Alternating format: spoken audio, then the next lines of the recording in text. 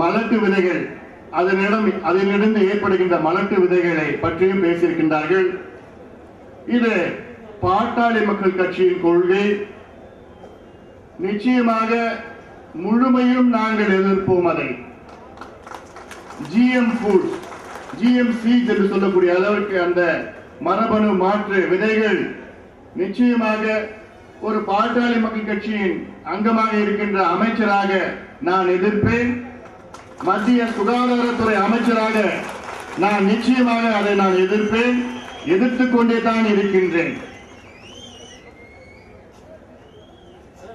சமீபத்திலே நடந்த சர்ச்சை பிடி பிரிஞ்சால் என்று சொல்லக்கூடிய அது இங்கே இந்தியாவிலே ஆய்வுகள் நடத்தாமல் இந்த பிடி பிரிஞ்சாலை இங்கே கொண்டு வர முயற்சி செய்து கொண்டிருக்கின்றார்கள்.